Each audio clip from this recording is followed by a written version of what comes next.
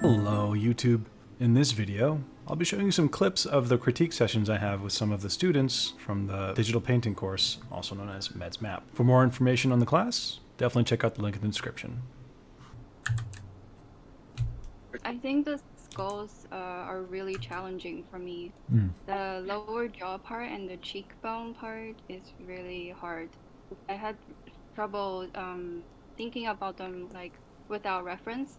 I tried doing a few without reference, and the top part is okay, but I can't really figure out the cheek and jaw connection part, and they all turn out kind of like squashed, so I didn't post them. Understandable. But yeah, it is pretty hard. And it's like, if it's your first time doing this, I can't expect it to be that easy right away. I think if you keep going with it and look for the subtleties that I'm about to talk about now, it'll get much easier. So I wouldn't worry too much about that. It definitely comes with practice. So I know you did the multiply thing to kind of isolate those highlights, but I think you could take it a little bit further. Because I mean, I think it's pretty, let's look at it in black and white. So when I zoom out, I'm squinting. Yeah, the reference doesn't help that the reference is so ambient. So let's go ahead and take that and do what we did earlier and crunch those values. Yeah, there we go. And so from here, it's like you can get it to look and read better as a reference by enforcing that 1, 2, 3 read. So we isolated this side to be no brighter than the left side, because if we made it just as bright, now both sides are competing, which you can do. And now it's a 1, 2, 2 read, but I think for a 1, 2, 3 read, which is kind of, I think, the most effective for simplicity, it's stronger. And you could actually put in a bit of a rim light here. You just don't want to push it too much to compete with your light side. So same thing here. Maybe even the rim light being on the left. All right, so I suggest doing that to the reference and then using that as your guide. Because as we go down here, when I look at this, my brain, well, my habits usually kind of have me do something like what we did up here just now with those levels adjustments. So I think personally, I'd probably make a new layer, set that to darken, or multiply, fill in all of this. And in the same way that I erased all that only on the left side, I would do the same here. Just grab that airbrush eraser.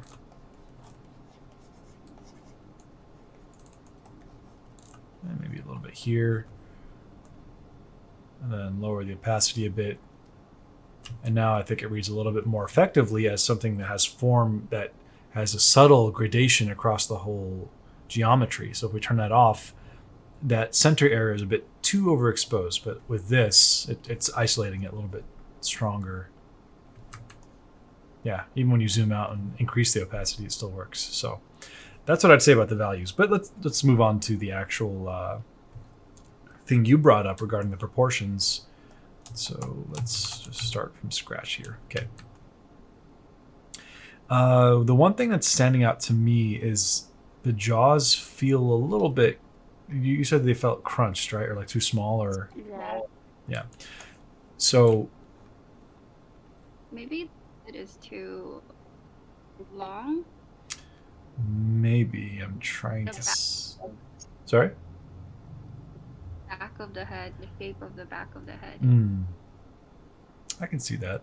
Well, the one thing I'm looking at here is that, if you look at the reference and you find out where the center line is, and this will be an exercise I recommend you do, and you trace over the geometry of it, try to figure out where that center line is. For here, I'll just cut straight down. Then it goes outward, and then inward, then outward again. Notice the peaks of where these actually are, right? And they don't stray too far from each other. But if we go down here,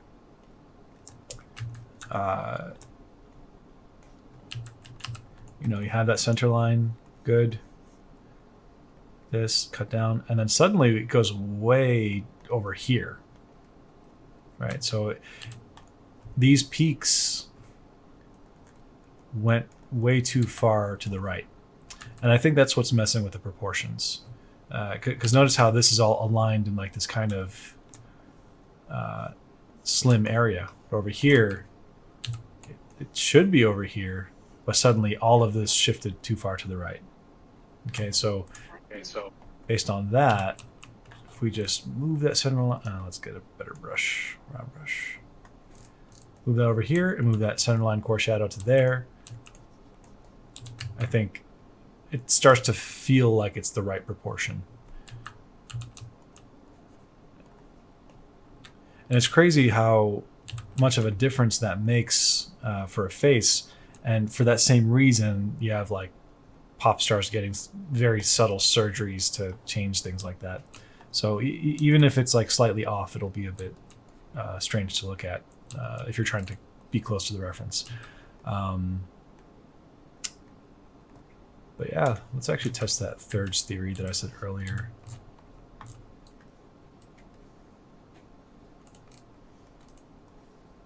That's a bit close. So I guess this one is a little bit longer, depending on where you start that line.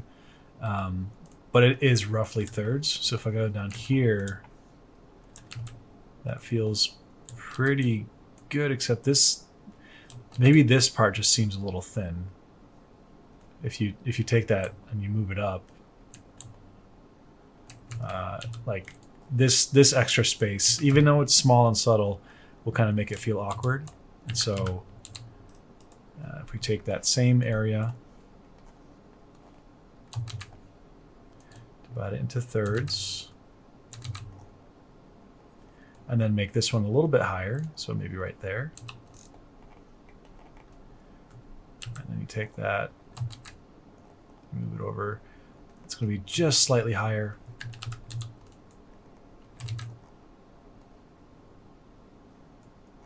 Which puts the teeth about right here. And maybe make that a little bit lower. And if you paint that in, it'll start to feel a little bit more human.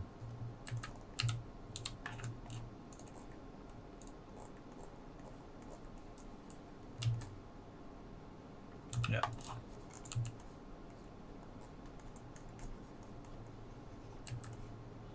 But I think that is just something that will come with practice and you know, being able to draw in 3D and showing the form. But you know, the purpose of the assignment was to understand the form and emphasize that for painting, and I think you did a pretty good job with that. So I'm not too concerned. Another thing you can do that, like I said earlier in the previous script, is just look at the basic geometry, draw very simple shapes on the reference, and with that simple shape, see where that center line is, and then see where that center line meets up with the nose. Right? So down here, if you have this, it's good. The shape feels good. And the center line is about right here. If you go all the way up, notice that the center line of the nose is off. It should be right there. So I see that. Yeah, and so just make sure, like, when in doubt, do a quick sketch on top of it, see where that center line is, and line it up with everything else. Which, you know, just by fixing that, it'll fix everything else. Like, you'll know that the nose is here, which pushes the eye just slightly further out this way. And then just it puts this eye over here. So, yeah. Yeah, really helpful to check like that. Mm-hmm. For sure. I just see what's wrong with it because I get tunnel vision. Mm-hmm.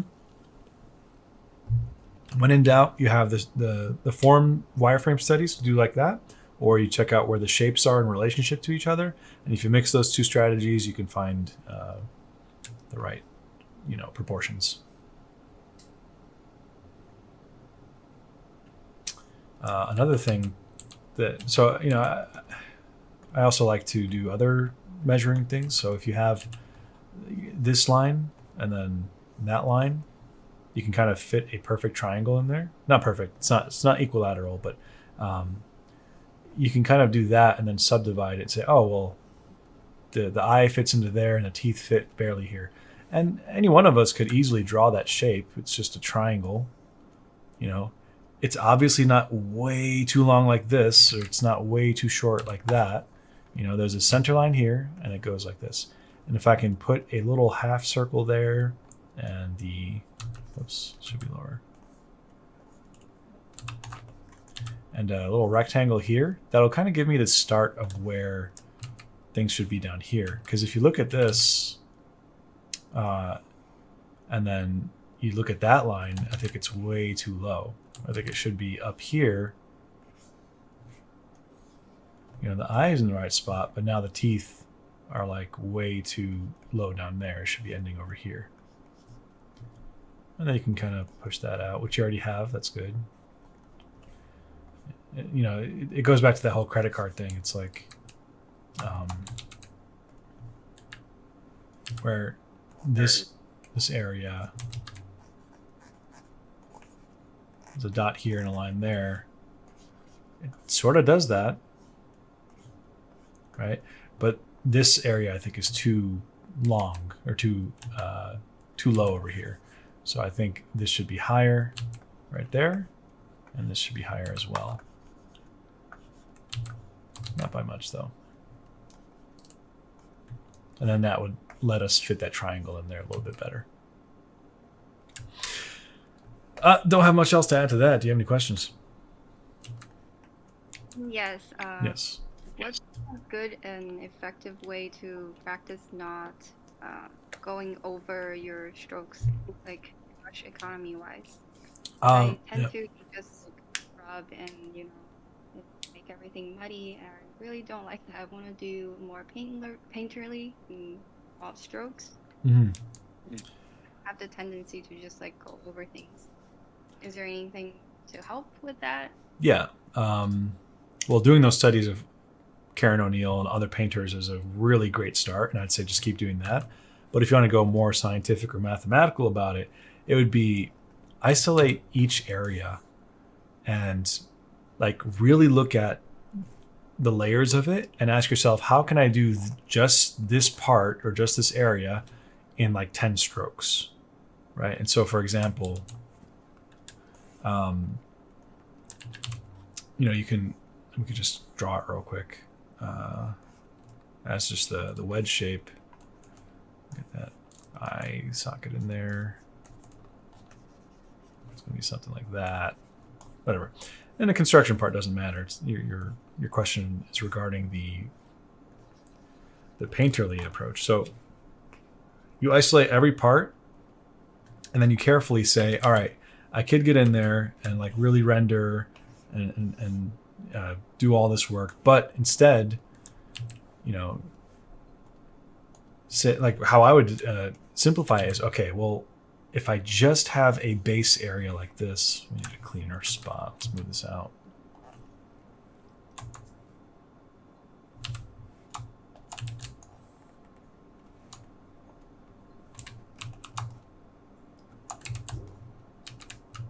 Right. So if I just have a base area like that, so the opacity here, and I ask myself, okay, if I squint at it, how can I do that in like 2 or 3 more brush strokes? And you can layer it pretty effectively by, you know, digging into that shadow area with the stroke. Another one here, and there seems to be a highlight right there, and another highlight going up like that. Do this for every single spot and as few strokes as possible. If you do it like a couple times carefully and slowly, when you go to do your own paintings, you're it's like riding a bike. You start finding natural solutions because you've done this so much.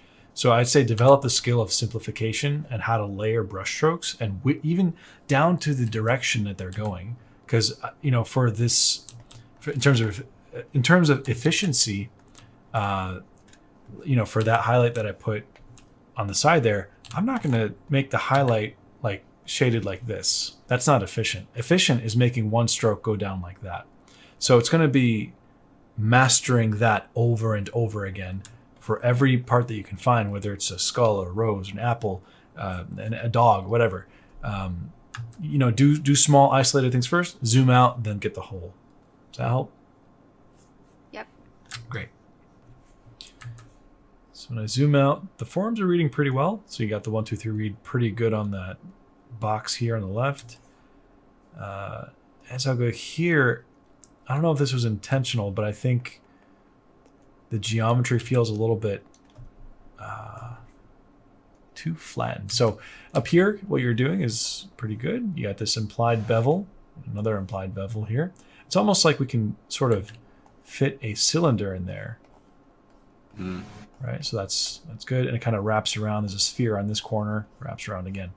However, as we get to here, I feel like the geometry goes from a cylinder like this to a really wide cylinder like that. So I think the problem is, unless that's intentional, that this bevel should feel smaller to be more consistent, which means that the gradation would be more on a corner and sharper. So in that case, you'd have wrong color.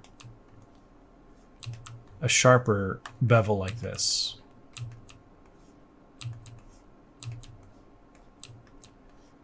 Right, so now it's reading more like it kind of curves over.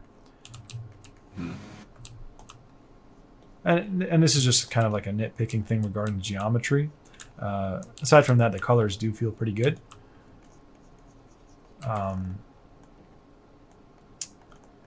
But you do also have an opportunity to kind of mess with things. So for example, this side was in shadow, and if we look up here, these faces are, well, facing up, which means there's going to be light hitting it. What you could do is continue that same idea and say, all right, well, if light is hitting it, if you keep going like this, you could splash light onto that as well, and then fade out over here. And I'll just do that real quick. So yeah, you'd have something like this on that, and then fade out like this, but let's get that blue up there too. And let's make it so reverse halfway to black. One thing I didn't talk about is reversing halfway to black. But yeah, so you do have something like that. So when you zoom out, it has that illusion of reality and light causing shadow and cast shadow.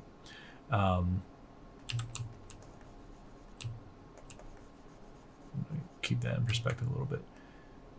Cool. So that's what I would suggest for that. Give that a shot. Same thing here. I think since these polygons are facing this way and these polygons are facing that way, you could introduce probably a coarse shadow right there. Almost like it's a cutaway of a cylinder. So you'd have, let's make a duplicate, make it darker, and then fade upward like this. And by doing that, now we have the 1, 2, 3 read, which you did really well right there. That's looking nice. Yeah, so that's what I'd say for these. Any questions on this stuff? Oh, not really. I remember, so for that orange one, the drawing or the little sketch I did of that shape, when I was trying to go in and separate it, it was, I don't know if you have any tips for because I'm using Procreate, so trying to draw in that selection was kind of hard. So I don't know if there's another way that I could do that, because it kind of did end up messing up a lot of the shape that I had in there. Do you mean draw in the different colors, or what do you mean? Sort of when I draw on the box, I just draw a selection, just select one side, and it's easy because they're all straight lines.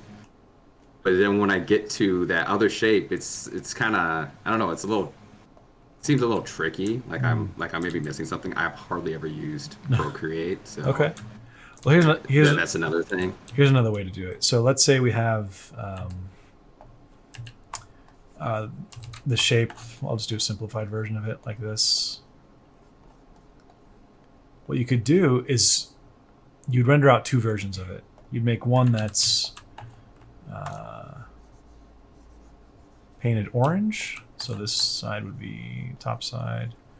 And this side would be in shadow, and real shadow. Right, so you'd make this copy, and you could even make this side brighter and have a gradation. Cool. You turn that off, and you would do another copy of the same thing, but blue. Okay. Right, and then from here, and you can do this with Procreate, you'd have two copies of it. So you have a blue version and then an orange version. And you can use masks with Procreate, so you can do it like that and paint the mask, or you just erase out. So in this case, if I want to, let's grab that round brush. Since the information is correct, I could just erase out like this, and I don't have to make any selections. I don't have to, keep a selection and paint it. It's just two versions of it, and you're isolating. Does that make sense? Yeah. Cool. I still have to do a demo in Procreate for this class to kind of get the Procreate users on board. But it's all doable, clearly. This is really nice and clean. Also Procreate? Yeah. Wow. Yeah, that's good. I don't have much to say here. The curvature on this, I think, should match the ellipse of what you have up here.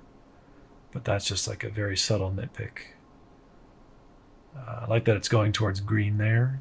Very nice.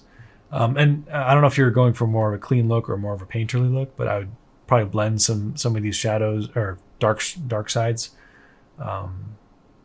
Yeah, I totally forgot to do that. Yeah. I was gonna do that on this one too, and I was like, do the painterly thing, and then I was like, I forgot. Oh, it's all good. And I was like, I'm done. Yeah. The point is to understand the values and colors. Right. And you stair step from this turquoise to a yellowish cyan to the highlight. So good job there. Yeah, they're looking good to me.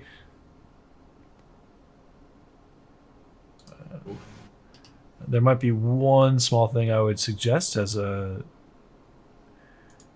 technique, and I talked about this last week, but I can bring it up again.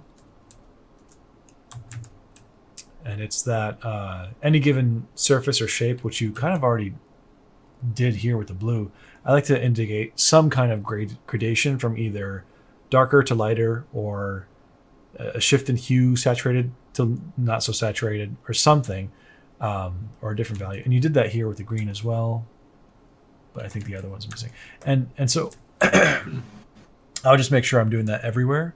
I'm going to make a slightly less saturated and a slightly darker version of everything. And it's only going to be a very subtle change.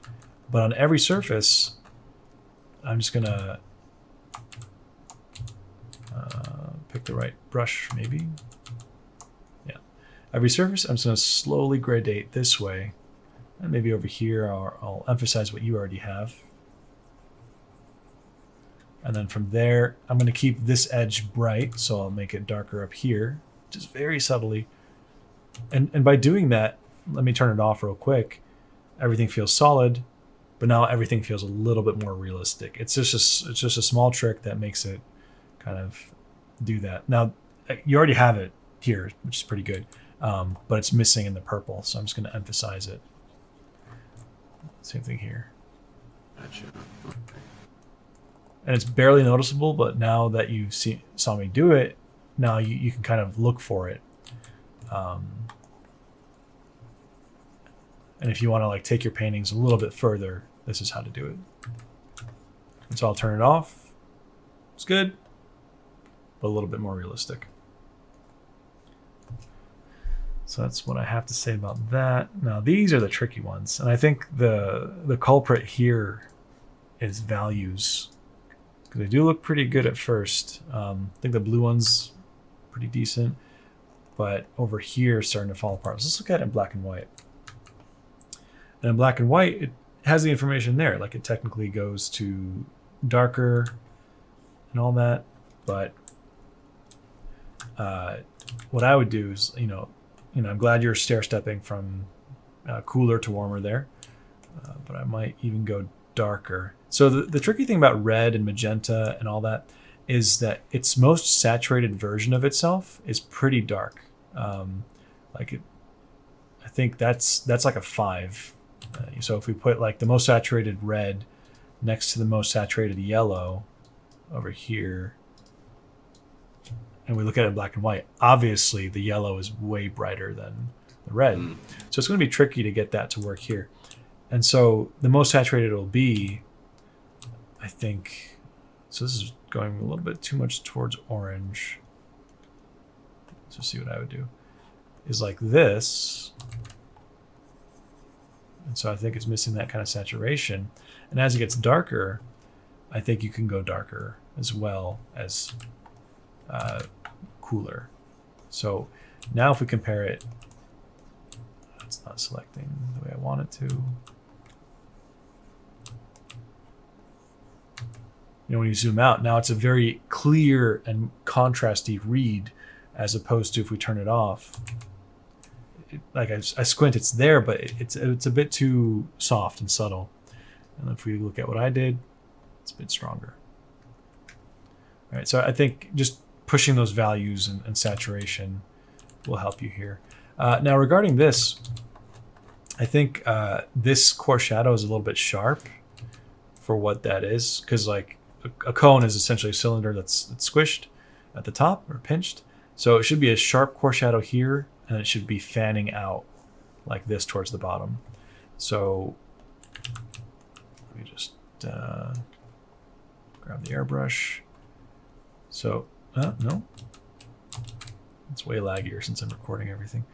So yeah, it should be a soft transition there. And as I go to the top, I'm making the brush gradually smaller and smaller until it's like a sharp point.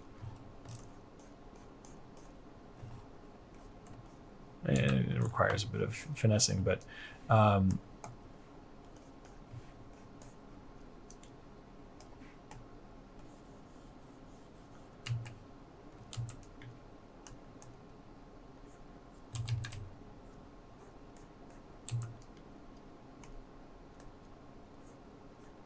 so it should be a little bit more like that, whereas this is just too sharp, and it almost looks like that's, you know, it goes from sharp to not so sharp to sharp again. And, you know, just be a bit more careful and consistent with that. Yeah, this looks pretty good. I might suggest changing the saturation. All right, so you went from cyan to purple to a deep blue.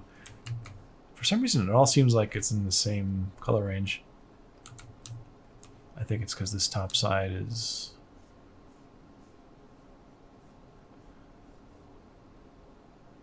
Yeah, I think to push that, I would maybe go a little bit stronger with like the violet here.